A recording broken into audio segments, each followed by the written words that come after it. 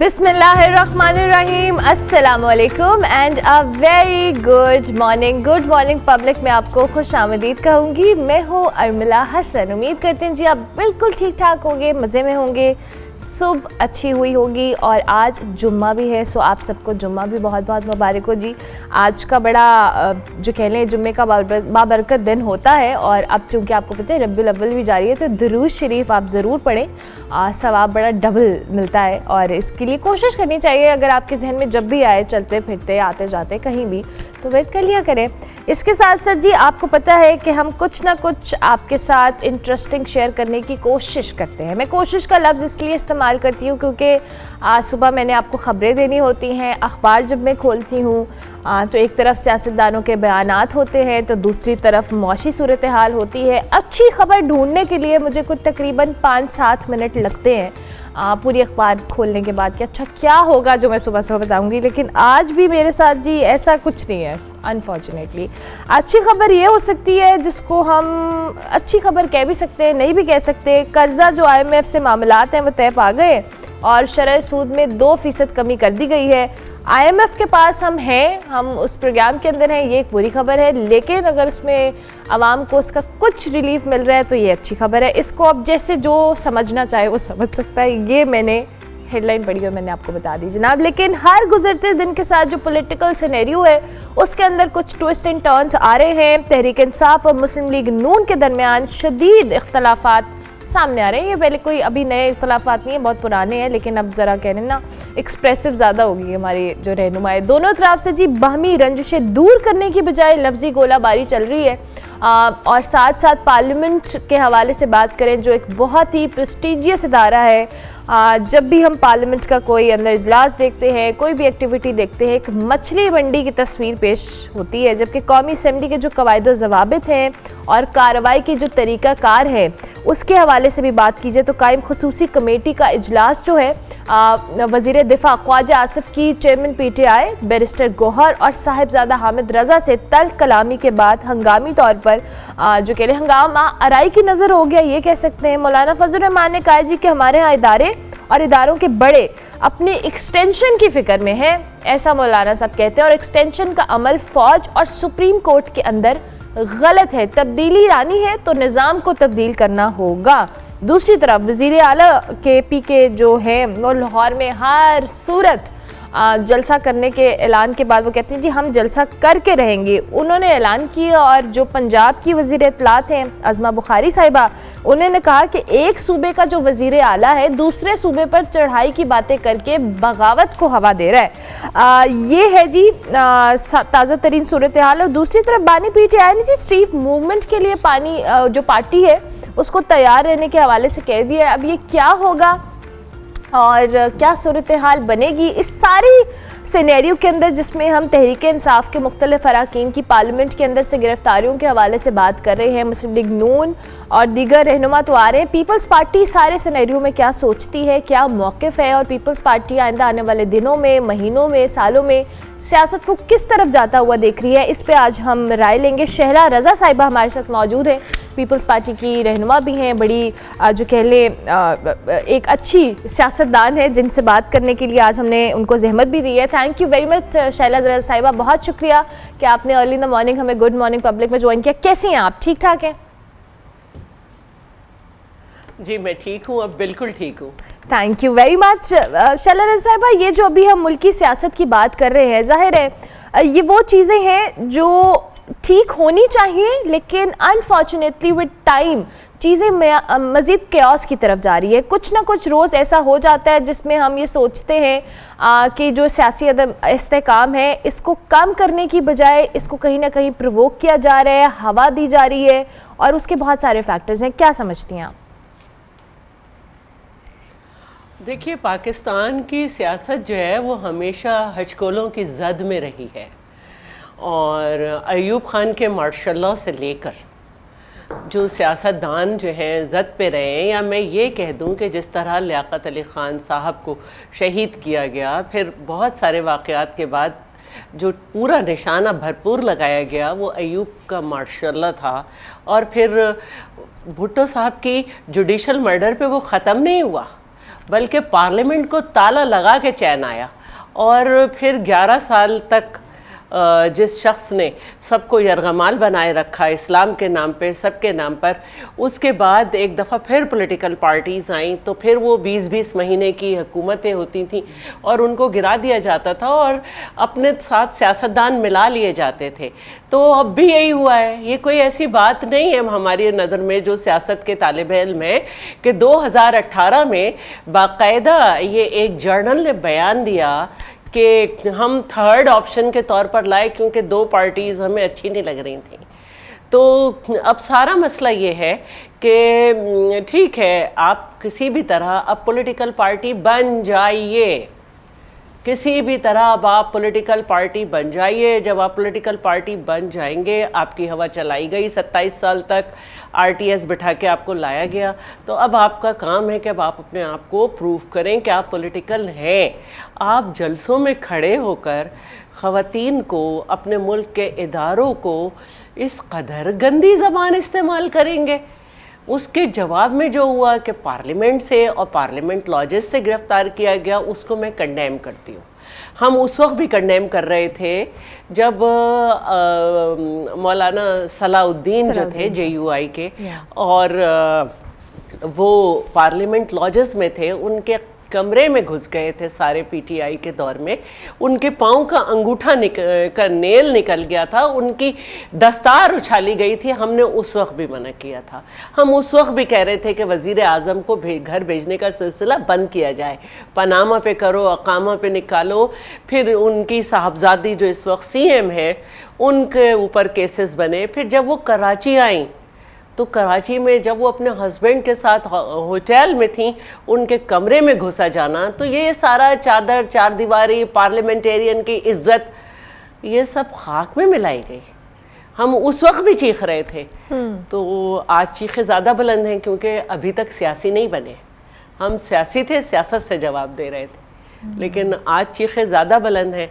तो मैं तो यही कहूँगी कि काश आप जो है जिस तसलसल को हमने तोड़ा था पाकिस्तान पीपल्स पार्टी की गवर्नमेंट में, जबकि हम बेनज़ीर भुट्टो साहिबा की शहादत के बाद हमारी जो है वो गवर्नमेंट बनी थी और सिर्फ 126 यानी कि सादा अक्सरियत भी नहीं थी, हम असेंबली में थे। लेकिन हमारे दौर में कोई सियासी कैदी नहीं था सिवाय हामिद सईद काज़मी के, जिनको आज़म सवाती कुरान शरीफ पे हलफ देकर सुप्रीम कोर्ट गए थे। सुप्रीम कोर्ट में हलफ दिया था कि इनकी करप्शन के सबूत मेरे पास है। लेकिन जाहिर है सुप्रीम कोर्ट सबको एक आंख से देख रही थी उस वक्त, और चौधरी इफ्तिखार थे उधर, तो उन्होंने 4 साल तक हामिद सईद काज़मी की कुरान के ऊपर जो हलफ दिया गया था उस पर गवाह को नहीं बुलाया और वो जेल में रहे। फिर जब हमारी हुकूमत गई और ज़रा बेहतर हालात हुए तो हामिद सईद काज़मी बाइज्जत बरी हो गए। तो फिर ये सिलसिला दोबारा शुरू हुआ और PTI ने तो इसे उरूज पे पहुंचा दिया। अच्छा शैला साहिबा, मैं आपको जरदारी साहब के केसेस सिंध में नहीं चल सकते थे। ठीक है। फरियाल साहिबा की बैंक टू बैंक ट्रांजैक्शन पे, वो भी नहीं कि गवर्नमेंट के पैसे हों, उनके अपने 2 कंपनी के दरमियान, उस पे उनको किस तरह से कैद किया गया, कैसे चांद रात पे घसीटा गया, जबकि वो हॉस्पिटलाइज नैब नहीं किया था। तो किसी को नहीं छोड़ा गया। मुझे खुद कि मैं गवर्निंग बॉडी की मेंबर थी NICVD की, मेरे पास फजूल 33 सवाल भेजे गए। तो ये इनका वतीरा, इन्होंने तो किसी को नहीं छोड़ा था। शैला साहब, अभी आपने बात की कि ये साइकिल है, बहुत गलत था, ये साइकिल है जो रुक नहीं रहा। जवाब भी गलत अगर हुआ तो एक सही, उसके जवाब में अगर गलत किया गया तो सही कभी भी नहीं हो सकेगा। तो अब अगर इन्होंने माहिदा किया था, माहिदा सिर्फ ये नहीं था कि टाइम को तो मैं समझती हूँ कि इनको थोड़ा अकोमोडेट करना चाहिए, लेकिन माहिदे में बहुत कुछ था कि क्या करेंगे क्या नहीं करेंगे। उसको तोड़ा गया। ठीक है। अच्छा शैला साहब, अभी आपने बात की है जिस तरह से कि ये एक साइकिल है जो चलता चला जा रहा है, मुझे लगता है इनकी लाइन ड्रॉप हुई है, आप प्लीज़ इसको चेक कर ले टीम। शैला साहब, आपको मेरी आवाज़ आ रही है? जी, आवाज़ में डिस्टॉर्शन बहुत है। अच्छा, ये प्लीज़ इसको टीम सेटल करें और डिस्टॉर्शन को। अच्छा जी शैला साहब, अगर आप सुन पाए तो मेरे सवाल अपना आवाज आएगी। हाँ, मैं सवाल अपना कर देती हूँ बीच में कि जिस तरह से अभी आप बात कर रही थी कि ये साइकिल है और ये चलता चला जा रहा है जिसमें कोई रुकने को तैयार नहीं है। आपने कहा कि एक दौर है पुराना जिससे ये सारी चीज़ें शुरू हुई और एक चार दीवारी तो अब दूर की बात है। अब यहाँ पे जो पार्लियामेंट है, जिस पार्लियामेंट के रिप्रेजेंटेटिव्स हैं, वहाँ पर इस तरह के मामलात का होना, आप इसको कंडेम भी कर रही हैं, लेकिन तहरीक इंसाफ भी ये मौक़िफ़ इख्तियार किए हुए कि जी हमारे साथ जो हुआ अब हम वो कर रहे हैं। इससे पहले मुस्लिम लीग नून थी, वो भी यही कहती थी कि जो हमारे साथ हो रहा है हम वो करें। किसी ने तो इस चीज़ को रोकना है ना। फिर बात घूम फिर के कहीं ना कहीं इस्टेब्लिशमेंट पे आ जाती है, फौज पे आ जाती है, उनको बीच में लाया जाता है। सो आप क्या समझती हैं कि ये साइकिल ब्रेक कैसे होगा?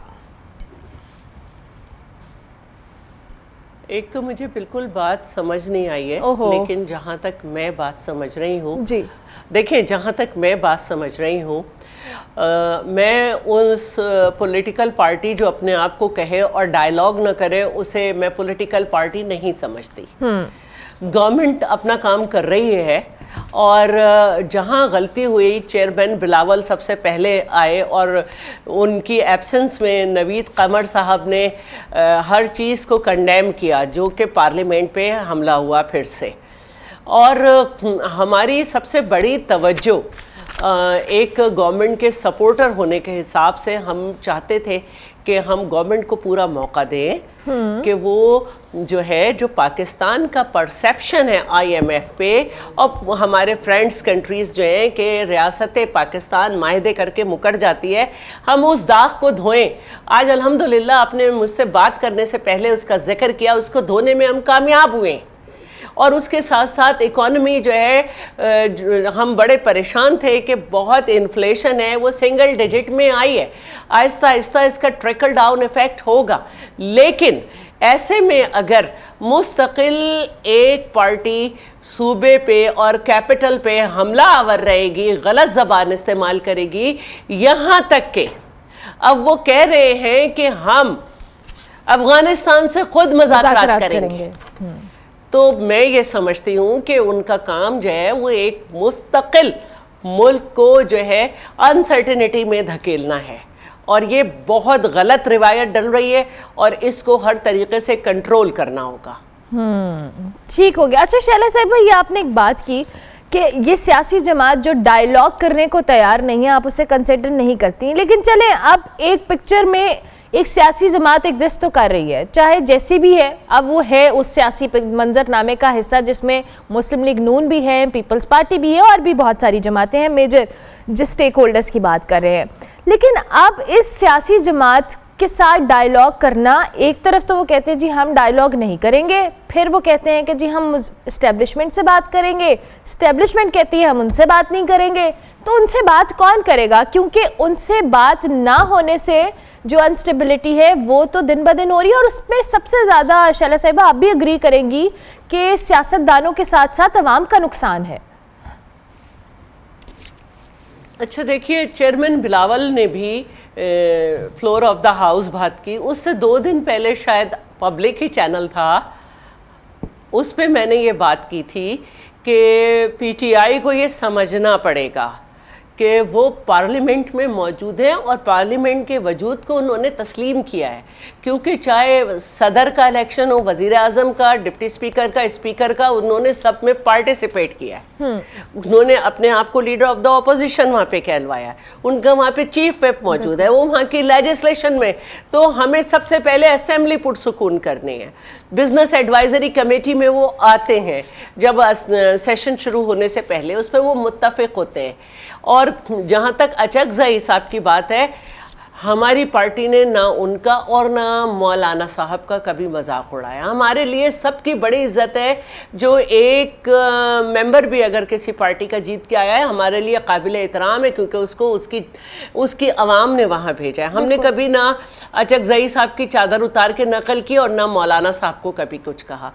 तो अचकज़ई साहब की तो बातचीत जारी है और बेहतर तरीके से जा रही है। और जहाँ तक बात है इस्टेब्लिशमेंट की, तो अगर इस्टेब्लिशमेंट ये बार बार कह रही है कि हमें बात नहीं करनी, तो मेरी समझ में नहीं आता कि बानी PTI उनको क्यों घसीटना चाह रहे हैं, क्यों बार बार उनसे कह रहे हैं कि हमें बात करनी है, जो आपकी बातचीत की जहां ज़रूरत है, क्योंकि इस वक्त मुल्क जो है वो ये समझता है कि बहुत सारे इदारों को एक साथ बैठकर हमें देखना है, अपनी इकॉनमी को, अपनी लॉ एंड ऑर्डर को, वहाँ पे आपकी बातचीत भी होती है। आप ये क्यों चाहते हैं कि अदालत के मामले को सड़कों पे, असेंबली में और आपकी ब्लैकमेलिंग से हल किया जाए? अदालत से आपको रिलीफ मिल रहा है। नैब के जो कवानीन हमने अमेंड किए थे और बानी जो है पीटीआई के, वो खुद अदालत में गए थे और वो जो है अल्हम्दुलिल्लाह हम कामयाब रहे। आप ये देखें कि उनके साथ इंसाफ हुआ, वो नैब से उसमें से निकल गए। तो आपके साथ बेहतरी हो रही है। आप वो वक्त याद करें जब मैंने कहा कि जरदारी साहब के वो मुकदमे जिसमें 11.5 साल उन्होंने बगैर सज़ा के जेल काटी, आपने फिर खोले और सिंध में नहीं चलने देते थे। फयाल साहिबा का मैंने बताया, मरियम साहिबा का बताया, नवाज शरीफ, साद रफ़ीक, किस किस के नाम लूँ मैं? तो आप तो बाकायदा उस वक्त भी घरों पे हमला करते थे। एजाज जाखरानी हो, मिफ्ता इस्माइल हो, हमारे स्पीकर साहब हो, आपने तो घरों में घुस के उनके नौकर तक निकाल के औरतों से मिसबिहेव कराया था। तो अल्हम्दुलिल्लाह सब बेहतर है अभी।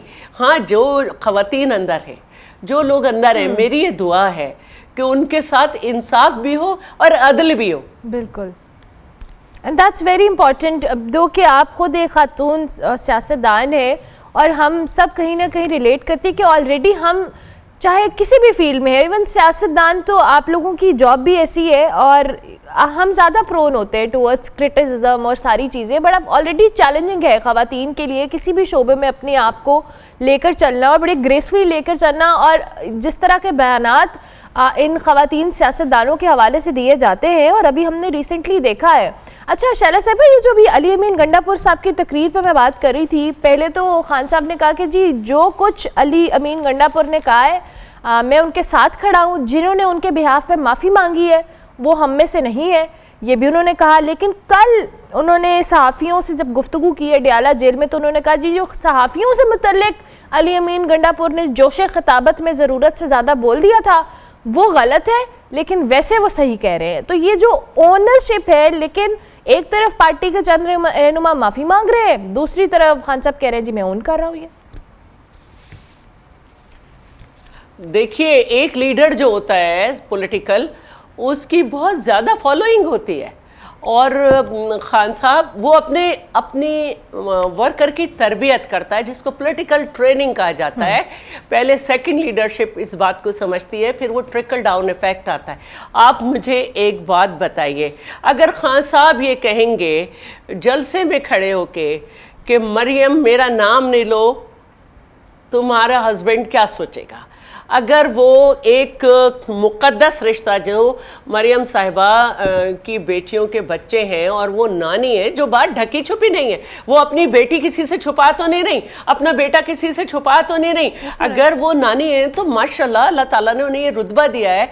अगर वो खड़े होके एक औरत को ही कहेंगे तुम तो नानी हो, तो भाई हर नानी एक तरह की नहीं होती, वो अपने रिश्ते निभा रही हैं, अपने रिश्तों को लेके चल रही हैं।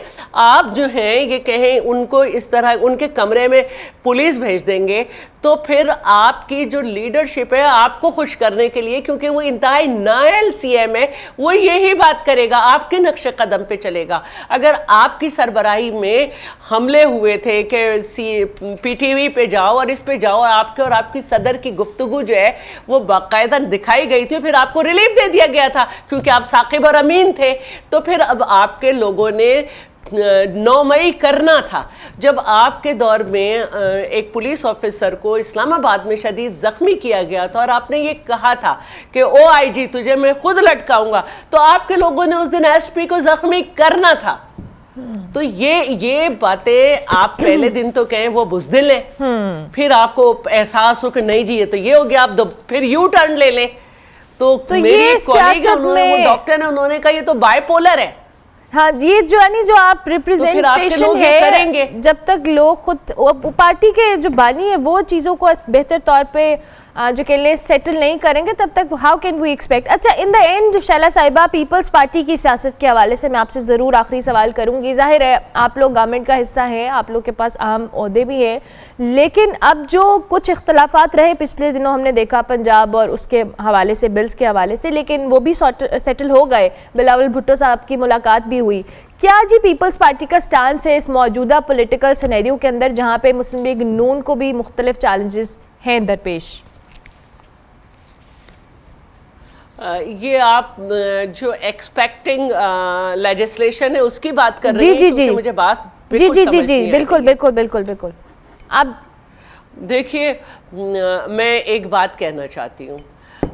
हमारा जो कॉन्स्टिट्यूशन है वो एक लाइव डॉक्यूमेंट है जिसको आप 2/3 मेजॉरिटी के साथ उसमें चेंजेस ला सकते हैं। और अगर कोई 2/3 पार्टी के साथ उसमें ये कर रहा है तो ये उसका आईनी हक है। लेकिन असल बात जो है वो ये है कि हमें सिर्फ ये देखना है कि वो तरीक़ा ना हो जो पीटीआई के दौर में होता था कि एक मामूली लेजिस्लेशन के लिए भी खुद पीटीआई के बानी ने कहा कि मुझे जो है फ़ोन कराने पड़ते थे। यानी आप हर मिनट पे इस्टेब्लिशमेंट को, जिसको आज आपके खालिद खुर्शीद, आप और सब निशाना बनाते हैं, आप इन्वॉल्व करते थे। तो अगर हम डायलॉग कर कर एक लेजिस्लेशन, एक कॉन्स्टिट्यूशनल अमेंडमेंट की कोशिश कर रहे हैं तो ये एक पॉजिटिव वे है और इसमें कोई हर्ज नहीं है। अगर 2/3 मेजॉरिटी नहीं होती तो नहीं करेंगे। हम जो है मौलाना साहब के पास जा रहे हैं, हम मुख्तलिफ लोगों से मिल रहे हैं, अपनी बात रखने की कोशिश कर रहे हैं, ज़बरदस्ती तो नहीं हो रहा है। ठीक है, ठीक है, thank you very much Shaila साहिबा, बहुत शुक्रिया। शैला रज़ा हमारे साथ मौजूद थी जी, रहनुमा peoples party.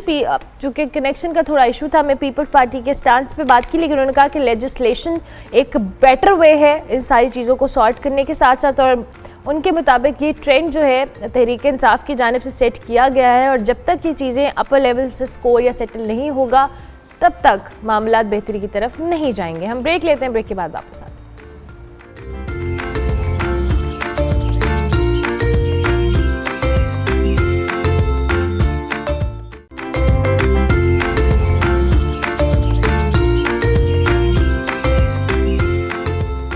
Welcome back to good morning public जी। अब आपकी मुलाकात हम एक टैलेंटेड एथलीट से, कह ले एथलीट तो नहीं कहेंगे, एक स्टार से कराएंगे। जनाब, पाकिस्तान के नौजवान हर खेल में अपनी सलाहियतों का लोहा मनवा रहे हैं और इवन आम रूटीन में हम जो मुख्तलिफ अपने घरों में बच्चों को इर्द गिर्द देखते हैं ना गेम्स खेलते हुए, ये प्रोफेशनली लोग परसू कर रहे होते हैं। ये स्क्रैबल जो है ये आपने देखा आपके घर में बच्चे बड़े सभी खेलते हैं, बहुत शौक से खेलते हैं, लेकिन ये जो वर्ल्ड यूथ स्क्रैबल चैम्पियनशिप है ये पाकिस्तान के अफान सलमान ने अपने नाम कर लिया। जनाब, श्रीलंका में ये मुनक्किद हुई है चैम्पियनशिप, जिसमें 15 ममालिक से 138 प्लेयर्स ने पार्टिसिपेट किया। अफान सलमान उनमें से एक प्लेयर हैं।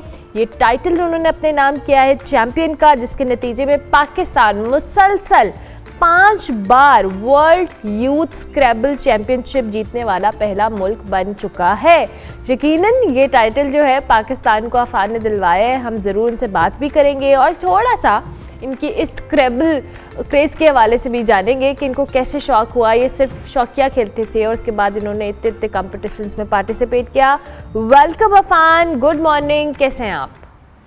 मॉर्निंग, आप कैसे हैं? मैं बिल्कुल ठीक ठाक। अफान, सबसे पहले तो आपको बहुत बहुत मुबारकबाद भाई, बहुत ज़बरदस्त। ये 5 बार पाकिस्तान मुसलसल 5 बार ये टाइटल जीतने वाला मुल्क बना है, तो ये आपने ही कराया है। कैसा लग रहा है जीत कर, कैसी एक्साइटमेंट है? जी, जीत के तो बहुत ज़्यादा खुशी हुई मुझे, और जैसे जब मैं जीता तो बहुत ज़्यादा अनरियल फीलिंग थी और काफ़ी ज़्यादा खुशी हुई मुझे। अपने मुल्क को मैंने रिप्रेजेंट किया बाहर कंट्री में जाके और अपने मुल्क के लिए मैं टाइटल जीता। क्या बात है अफान। वैसे तो स्क्रैबल हम ऐसे हैं कि घर में आम रूटीन में खेल रहे होते हैं, हमें आज तक, मुझे तो नहीं पता लगा कि ये इतने बड़े बड़े कंपटीशन भी होते हैं इस तरह के खेल के और लोग खेलते हैं और जीतते हैं। आपको कैसे पता चला? या आप शौकिया खेलना शुरू किया था और फिर एकदम से? इस गेम का इंट्रोडक्शन तो मेरे फादर ने मुझे करवाया था, और फिर मेरे बड़े भाई हैं अली सलमान, वो भी एक वर्ल्ड चैंपियन है, तो वो खेलते थे। और फिर मेरे छोटे भाई हैं, वो भी खेलते हैं, तो क्या हम बात तीनों है। भाई एक साथ खेलते थे। और फिर मेरे फादर ने हमें पाकिस्तान स्क्रैबल एसोसिएशन है उससे इंट्रोडक्शन करवाया।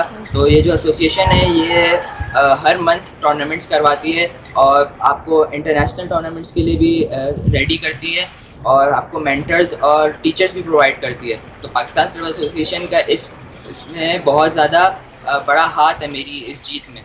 अच्छा अफान, ये स्क्रैबल जो है इट्स अ गेम, आपके नर्व्स, आपकी विजिलेंट होना बड़ा ज़रूरी है, आपको एक्टिव मेंटली बहुत ज़रूरी है कि आप हों, आपको पता होना चाहिए, टेक्निक्स होती हैं, कुछ टैक्स होते हैं, मतलब हम तो आप खेल के हार जाते हैं, हमें पता नहीं है, लेकिन आपको बहुत जो कहते हैं ना फोकस्ड रहना पड़ता है। क्या टेक्निक्स आपने सीखी हैं अब तक? हम ये नहीं चाहेंगे कि आप अपना सीक्रेट बता दें हमें, लेकिन थोड़ा सा देखने वालों के लिए।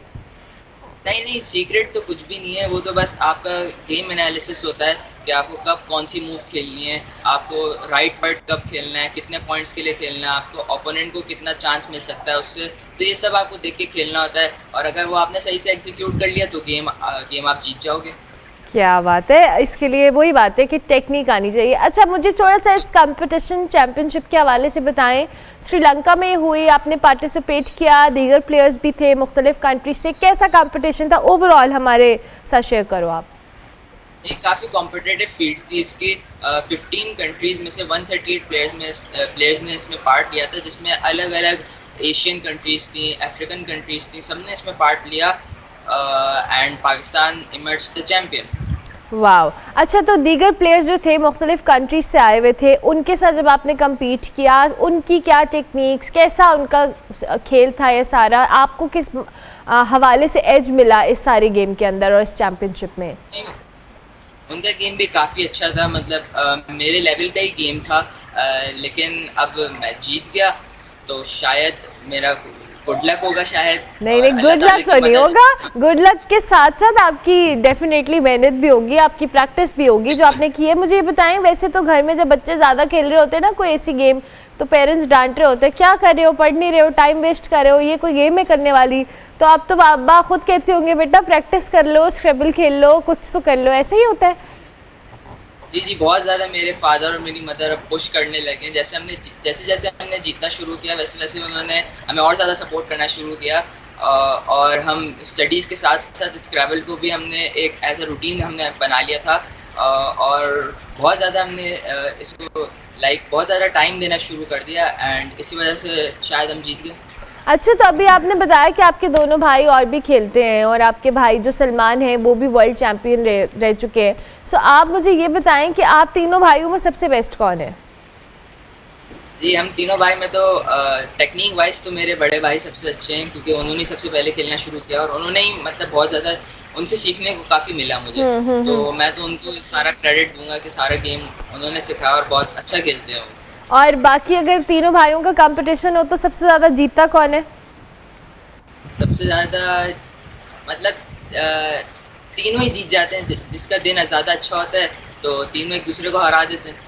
ज़बरदस्त। हम तो सीखने के लिए खेलते हैं, जीतने के लिए नहीं खेलते, हम सीखने के लिए खेलते हैं। Very good very good. अच्छा मुझे अफान, इन द एंड बहुत सारे यंगस्टर्स आपको देख रहे होंगे जिनको बिल्कुल मेरी तरह आइडिया नहीं होगा कि ये भी कोई एक प्रॉपर गेम है जिसको आप कंपटीशंस में जाके खेल सकते हो, और कैसे आपने इस अपने पैशन को परसू किया, कोई मैसेज देना चाहो इन द एंड? जी मैं यंगस्टर्स को तो यही मैसेज दूंगा कि जो टाइम वो अपने मोबाइल फ़ोन्स में यूज़ करते हैं वो टाइम कोई प्रोडक्टिव एक्टिविटी में यूज़ करें तो काफ़ी ज़्यादा फ़ायदा होगा। एंड इस गेम से तो आपको एकेडमिकली बहुत ज़्यादा फ़ायदा होता है, आपके मैथ स्किल्स बहुत ज़्यादा अच्छे होते हैं। तो आप ऐसा कोई गेम खेलें, स्क्रैबल हो गया, चेस हो गया, आप कोई भी गेम खेलें और ऐसा कोई काम ना करें जिससे आपका टाइम ज़ाया हो। Very good, thank you very much Afan, बहुत शुक्रिया कि आपने हमें ज्वाइन किया and I wish you very best of luck.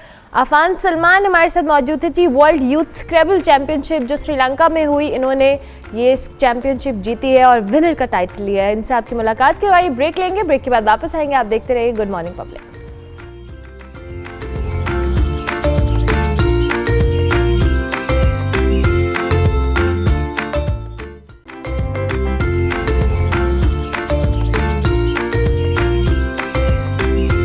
Welcome back to good morning public जी। ब्रेक के बाद वापस आ गए। आपको पता है हमारे शो में कुछ ना कुछ हैपनिंग होती रहती है। आज अब बहुत कह लें हैपनिंग किस्म का शो हो रहा है। आज सेट पे इतने सारे लोग हैं, फिर उसके साथ साथ हम आपकी मुलाकात मुख्तलिफ सेगमेंट्स में मुख्तलिफ लोगों से करवा रहे हैं। लेकिन चूँकि सेट की मैं बात कर रही हूँ, इससे पहले कि मैं आपको एक हीरो एक एथलीट से मुलाकात करवाऊँ, हमारे साथ इस वक्त एक शेफ़ मौजूद हैं, उसके साथ साथ एक कैलीग्राफी करने वाले आर्टिस्ट मौजूद हैं। इन सबसे हम बात करेंगे। सबसे पहले तो जनाब हमारे साथ आज मौजूद हैं अली हमज़ा, जो कि कैलीग्राफर हैं। 2016 से कैलीग्राफी की फील्ड से वाबस्ता है। मुख्तलिफ नेशनल और इंटरनेशनल अवार्ड्स अपने नाम कर चुके हैं, बल्कि 2 इदारे भी चला रहे हैं जो पाकिस्तान भर के दूर दराज के जो इलाके के बच्चे हैं उनको कैलीग्राफी सिखाते हैं, तरबियत देते हैं और ऑनलाइन क्लासेस भी लेते हैं। और आज अली हमारे लिए लाइव कैलीग्राफी करेंगे। अस्सलाम वालेकुम अली, कैसे हैं आप? वालेकुम सलाम, मैं ठीक अल्हम्दुलिल्लाह। थैंक यू सो मच कि आपने मुझे ज्वाइन किया। मैं आपसे ज़रूर सवाल जवाब करूंगी, लेकिन मैं चाहूँगी कि आप आज जो बनाने वाले हैं उसके हवाले से हमें थोड़ा सा बताएं और फिर हम फर्दर डिस्कशन सदर से भी करें। हस्बुनल्लाहु व निअमल वकील इंशाल्लाह आयत लिखूंगा, उसको मैं कंपोज करूंगा बाकायदा और पेंट्स के साथ कैनवस के ऊपर मैं इंशाल्लाह काम करूंगा। ज़बरदस्त, आप अपना काम स्टार्ट कर सकते हैं। मीन बायल जी किचन के अंदर हमारे साथ, मैं आज यहाँ बैठी हूँ, मज़े से सारे काम इधर उधर देख रही हूँ। सिद्रा शाहिद मौजूद है, प्रोफेशनल शेफ़ हैं, बच्चों को और इन बच्चों को नहीं इनफैक्ट बड़ों को भी सिखाती हैं कुकिंग। और इसके साथ साथ जी अपना इंस्टाग्राम पेज भी चलाती हैं, शेफ़ बिहाइंड द स्पेक्स। और सिद्रा ख़ुद तो एक सेल्फ टॉट शेफ़ थी, लेकिन अब वो बाकायदा तरबियत हासिल कर चुकी हैं। इन्होंने कहा जी, मुझे बताया भी कि जब मुख्तलिफ़ जगहों पे मुख्तलिफ़ ममालिक में ट्रैवल करती थी तो वहाँ पर इनको एक्सपोजर भी मिला और उन्होंने एक गैप फिल किया पाकिस्तानी कुजीन को लेकर। उसको फिल करने के लिए जी और ये इस पे काम भी कर रही हैं। उसके साथ साथ आज ये जो डिश बनाने वाली है ना, बड़ी इंटरेस्टिंग है। ये फ्यूजन है, इसमें रसमलाई भी है, चीज़ केक भी है और पता नहीं कुछ और भी उन्होंने बताया था। सिद्रा को हम खुशामदीद कहते हैं। सिद्रा अस्सलाम वालेकुम। वालेकुम अस्सलाम। कैसी हैं आप? बिल्कुल ठीक, आप कैसी हैं? मैं बिल्कुल ठीक ठाक। Sidra, thank you so much for joining. नहीं, thank you for bringing me over here as well. हमें बड़ा अच्छा लगता है यंग खवातीन आती हैं, कुकिंग कर रही होती हैं। कौन कहते हैं लड़कियों को खाना पकाने का शौक नहीं है? देखें हमारे पास प्रोफेशनल लोग आते हैं। सिद्रा, आज आप क्या बना रही है? आज हम लोग एक फ्यूजन डिजर्ट बनाएंगे, like you have already introduced to your audience. We will be making rasmalai cheesecake trifle. अच्छा, rasmalai cheesecake trifle, it's like a fusion, क्योंकि रसमलाई इज टोटली देसी, चीज केक इज एग्जैक्टली ठीक है, जबरदस्त। तो सिद्रा, आप अपना काम शुरू करें, मैं आपके साथ ऑन एंड ऑफ आती रहूंगी, बात करती रहूंगी। अब जी मुलाकात आपकी हम एक पाकिस्तानी नौजवान से करवाने वाले हैं, जिन्होंने जब हम इंटरनेशनल मुकाबलों की बात करते हैं, मुख्तलिफ चीज़ों को डिस्कस करते हैं, तो पेरिस में जी पैरा ओलंपिक्स में पाकिस्तान का नाम रोशन करने वाले ब्रॉन्ज मेडल जिन्होंने हासिल किया, हैदर अली हमारे साथ मौजूद है। और पैरा ओलंपिक्स में जी डिस्कस थ्रो मुकाबलों में इन्होंने ब्रॉन्ज मेडल जीता है और उन्होंने पैरा ओलंपिक्स में पाकिस्तान के 4 मेडल्स जीते हैं। इसके अलावा जी हैदर अली के हवाले से मैं आपको बताऊं तो वर्ल्ड पैरा गेम्स और एशियन पैरा गेम्स में भी पाकिस्तान के लिए कई मेडल्स जीत चुके हैं।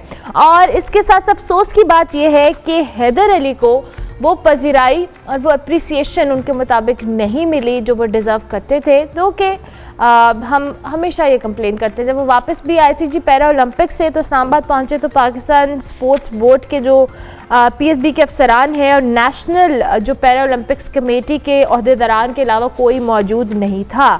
हैदर हमारे साथ मौजूद है, उनको हम खुशामदीद कहते हैं। हैदर, अस्सलाम वालेकुम, कैसे हैं आप? मुबारकबाद हम आपको देंगे सबसे पहले तो ये मेडल जीतने के ऊपर। इसके अलावा कौन कौन से मेडल जीत चुके हैं जी आप? जी अस्सलाम वालेकुम। अल्हम्दुलिल्लाह, अल्लाह का शुक्र है। मैं बड़ा खुश हूँ कि अल्लाह ताला की ज़ात का शुक्र है और सब पाकिस्तानियों का कि जिन्होंने मेरे लिए दुआ की और मैंने पाकिस्तान के लिए ये पेरिस पैरा ओलंपिक्स में ब्रॉन्ज मेडल जीता है। अच्छा, मुझे हैदर आप ये थोड़ा सा डिस्कस थ्रो के हवाले से बताएं, इस स्पोर्ट के हवाले से मुकाबला कैसा था हमारे देखने वालों के लिए? जी, ये डिस्कस थ्रो होती है, इसका जो वेट होता है ये मुख्तलिफ होता है, 2 kg भी होता है, 1.5 भी होता है और 1 kg भी होता है।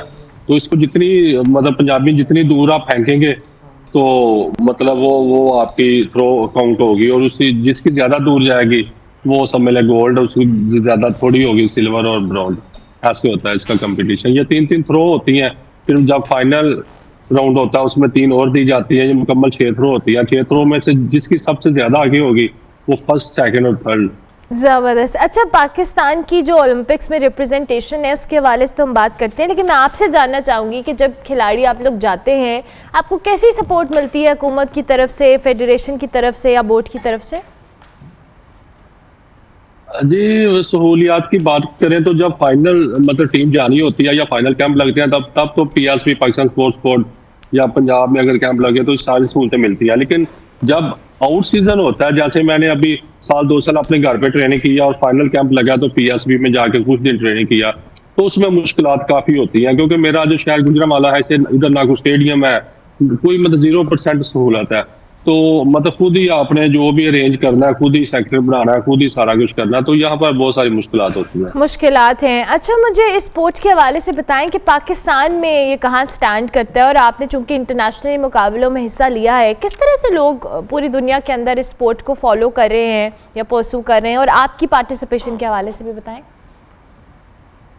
जी, एक तो पाकिस्तान में तो ये बहुत ज्यादा मतलब डिस्कस थ्रो खेली जाती है। ये पंजाब की टीम है, पाकिस्तान वापडा की टीम है, आर्मी की टीम है, रेलवे है, नेवी, एयरफोर्स, यानी जितने हमारे महकमे हैं सब महकमों में ये डिस्कस थ्रो का इवेंट खेला जाता है।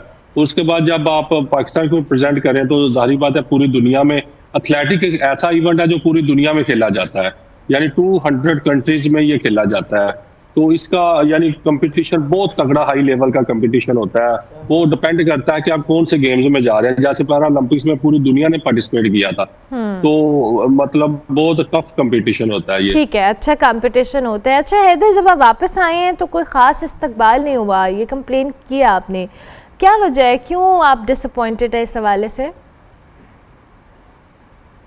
जी बिल्कुल, वो जाहिर बात है जब आप एक मुल्क को रिप्रेजेंट करते हैं और एक मेडल जीतते हैं, आपके मुल्क का झंडा पूरी दुनिया के सामने लहराया जाता है, तो तब स्पोर्ट्समैन की नज़र बस इसी चीज़ पे होती है कि आपका मुल्क आपके लिए क्या करेगा या क्या कर रहा है, कितनी हौसला अफजाई होगी। तो जैसे ही मैं इस्लामाबाद एयरपोर्ट पे आया तो जो राना मशहूद साहब है, प्राइम मिनिस्टर यूथ प्रोग्राम के वो चेयरमैन है, उनकी टीम आई थी, पाकिस्तान स्पोर्ट्स बोर्ड की टीम आई थी और नेशनल पैरा ओलंपिक कमेटी की टीम आई थी। लेकिन जितना मैं एक्सेप्ट कर रहा था मतलब के क्राउड को, मीडिया को, उस तरह का ये नहीं हुआ इस्तेमाल। ठीक है, क्या समझते हैं वजह क्या आपको लगी कि क्यों हुआ ऐसा? यही बात है कि कुछ को अप्रिसिएशन मिल जाती है, कुछ को नहीं मिलती, आपको क्या वजह समझ में आई? जी बिल्कुल यही बात है कि वो हाइट नहीं है, किसी को मिलती है किसी को नहीं मिलती, क्योंकि जो अल्हम्दुलिल्लाह मेरा मेडल है ये Olympics para Olympic equal in all the world के पूरी दुनिया में ये वाहद मेगा इवेंट होता है जिसमें 200 कंट्रीज पार्टिसिपेट करती हैं। तो अल्हम्दुलिल्लाह उसमें मेडल तो मिल जाता है, लेकिन उस तरह की पजीराई नहीं यहाँ से मिलती पाकिस्तान, क्योंकि इससे पहले मैंने टोक्यो पैरा ओलंपिक्स में पाकिस्तान हिस्ट्री का पहला इंडिविजुअल गोल्ड मेडल जीता है, तो तब हुआ था। लेकिन जिस तरह अभी यशवंत दीम का हुआ है तो उस लेवल का ये नहीं हुआ। कि जाहिर है इसमें सोशल मीडिया का भी किरदार है, मीडिया का भी है, अवाम का भी है, कि जितना इन चीज़ों को ज़्यादा शेयर करें, जितनी अवाम तक हो सके इनकी नज़र में आएगा, तो फिर सेक्टर, प्राइवेट सेक्टर, हुकूमतें फिर ज़्यादा तवज्जो करती हैं। ठीक हो गया, चलें अल्लाह करे ऐसा ही हो। हमारे प्लेटफॉर्म से कोई मैसेज देना चाहें हुकूमत को, इदारों को? जी अभी यही तो है कि जैसे राना मशहूद साहब ने मतलब अभी बात की है मुझसे, उसने ऑफिस में बुला के कि नेक्स्ट वीक में इंशाल्लाह प्राइम मिनिस्टर साहब आपको मिलेंगे और आपको कैश प्राइज देंगे। ऐसे पंजाब स्पोर्ट्स बोर्ड है, पाकिस्तान वापडा है जिनकी तरफ से मैं खेलता हूँ, और बाकी प्राइवेट सेक्टर हैं जितने भी हमारे, उनको चाहिए कि प्लेयर की हौसला अफजाई करें ताकि आने वाले कंपटीशन में वो आसानी हो सके और पाकिस्तान का नाम ज़्यादा से ज़्यादा हम रोशन कर सकें। अल्लाह करे जी, अल्लाह ताला आपको कामयाब करे। Thank you very much Haider, आप हमारे हीरो हैं, हमें आप पे बहुत फ़ख्र है कि आपने ये काम किया है और आप मज़ीद फ्यूचर में बहुत सारी अचीवमेंट्स लें। अच्छा जी, हमने हैदर से तो आपकी मुलाकात करवाया, तो मेरे सेट पे रौनक लगी हुई है, एक साइड पे कुछ बन रहा है खाने में, एक साइड पे कैलीग्राफी हो रही है, मज़ा आ रहा है। तो जनाब हम अभी ब्रेक पर जा रहे हैं, लेकिन ब्रेक पर जब वापस आएंगे तो सिद्रा और अली हमजा दोनों हमारे साथ मौजूद होंगे, इनसे डिस्कशन को कंटिन्यू करेंगे। आप देखते रहिए good morning public.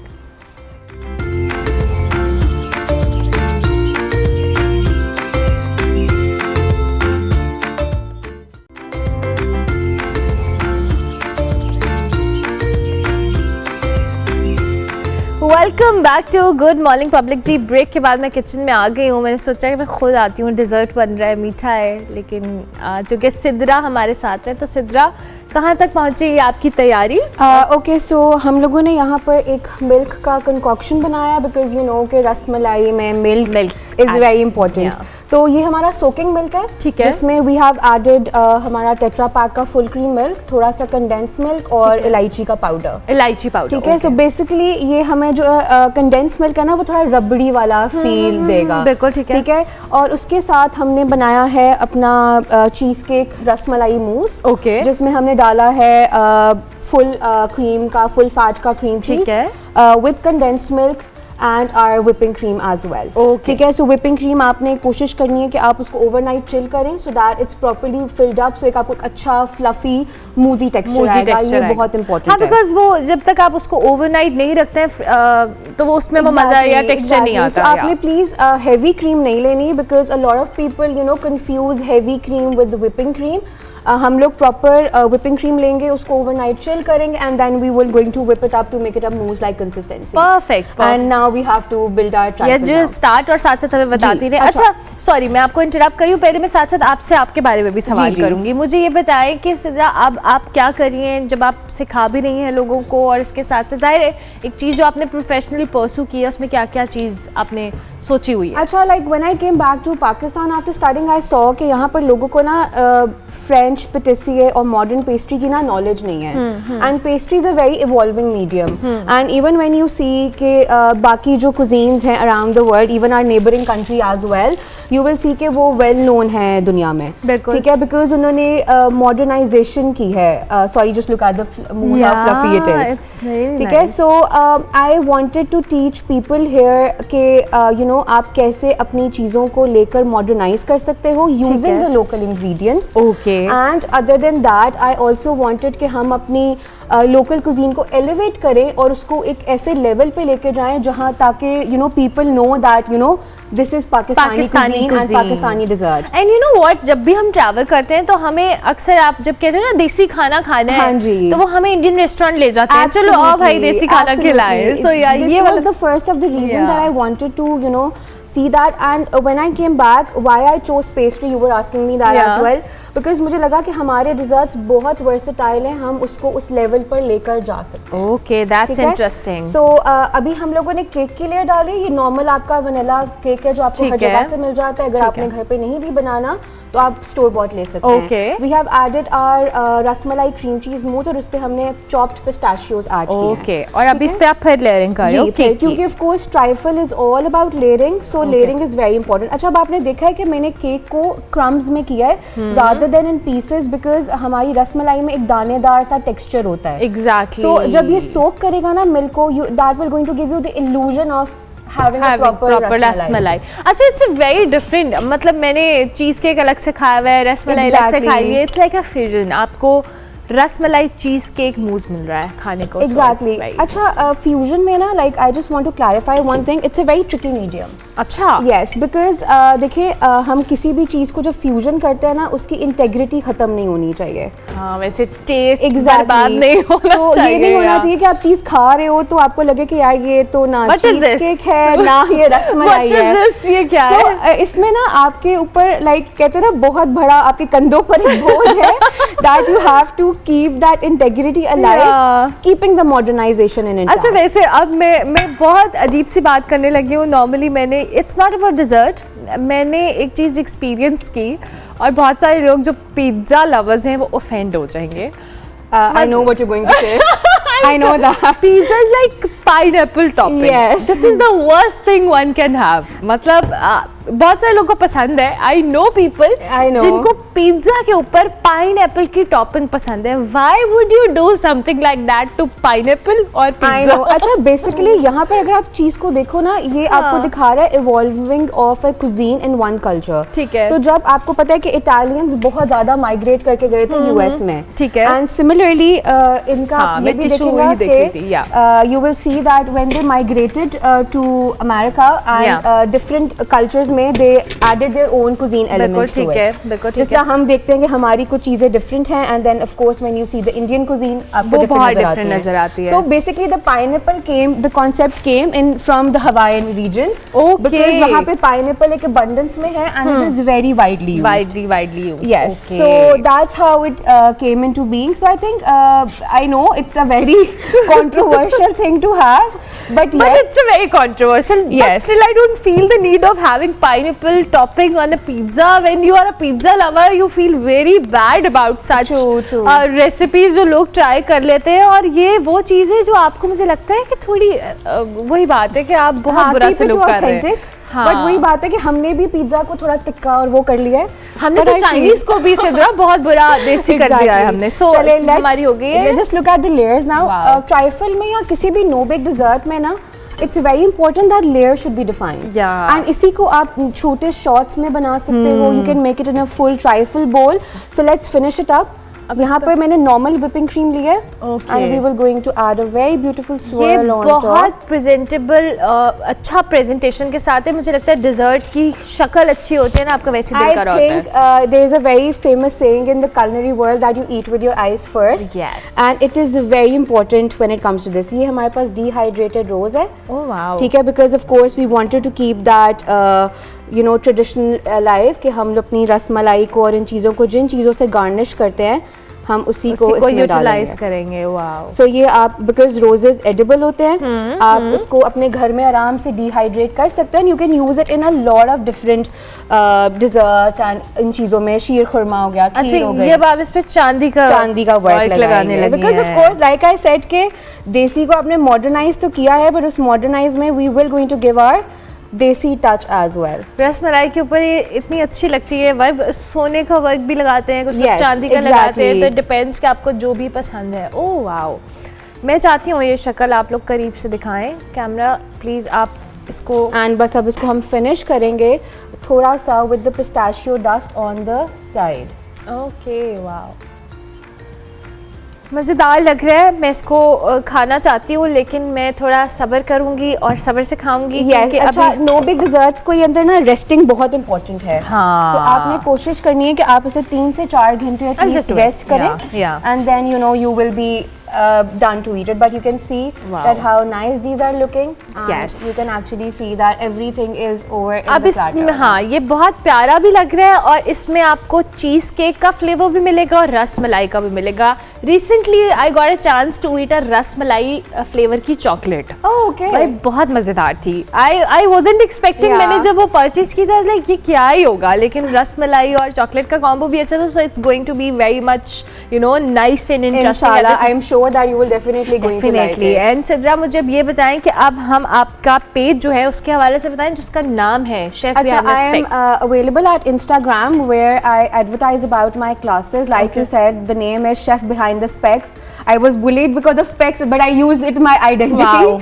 So I think these are small things that you can always use it to your advantage rather than being scared of that. बना सकते हो। Exactly. Yeah, So at Chef Behind the Specs, you can find about my classes. You can see my work over there. Sometimes I do post some tutorials, like you know, very quick desi fusion as well. You can find you know what I have done for the consultancy, what new flavors I have made, because I'm always working with flavors over there. और आपने बताया कि आप experiment भी बहुत ज़्यादा करते हो। I love to experiment because like I said कि जब तक आपका, because see it's science and art amalgamation. It's all about art, what you're layering that. Yeah. It's your glass or your plate is your blank canvas and you have to decorate it the way you want. Wow. So मुझे लगता है कि जहाँ पर मेरा creative freedom थोड़ा सा compromise हो रहा है, वहाँ पर I feel कि no, I want to be मुझे able to क्रिएटिव express. होना है तो मुझे स्पेस चाहिए। हाँ, so that's exactly. Very important. Thank you very much Sidra, Thank बहुत you अच्छा so लगा much. आपसे बात करके, और ये बहुत मज़ेदार लग रहा है। मैं जाते जाते ज़रूर आपको दिखाऊंगी। मुझे एक पैकेज अनाउंस करना है, तो ये आप इसकी शक्ल मेरे हाथ में, कोई कैमरा, ये वाला कैमरा में दिखाऊंगी। आर्या जी नज़र कट करें, इसकी शक्ल, खुश शक्ल में देख खाना चाहती हूँ ये कितना ज़्यादा है, और ये ऐसे मैं पकड़ लेती हूँ। वाओ, वेरी नाइस जी, thank you very much Sidra, बहुत Thank शुक्रिया you. आपका। अच्छा जनाब, हम ब्रेक ले लेते हैं। ब्रेक के बाद जब वापस आएंगे तो अली हमजा वहाँ पे कैलीग्राफी उनकी भी काफ़ी कंप्लीट हो गई है भाई, स्पीड से काम चल रहा है, और हमारे पास एक पैकेज भी आपको वो भी दिखाएंगे। मिलते हैं एक ब्रेक के बाद, आप देखते रहिए गुड मॉर्निंग पब्लिक।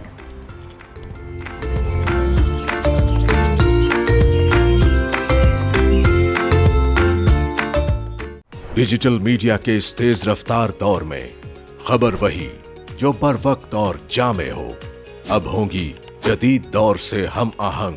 दुनिया की तमाम अहम खबरें कभी भी कहीं भी सिर्फ एक क्लिक की दूरी पर। खबरें होंगी सेहत और टेक्नोलॉजी की। आप जान पाएंगे सियासत और मईशत की ताजा तरीन सूरत हाल। पब्लिक न्यूज वेबसाइट के जरिए सबसे अलग, सबसे बड़ी टीम के साथ। हर खबर आप तक बर वक्त www.publicnews.com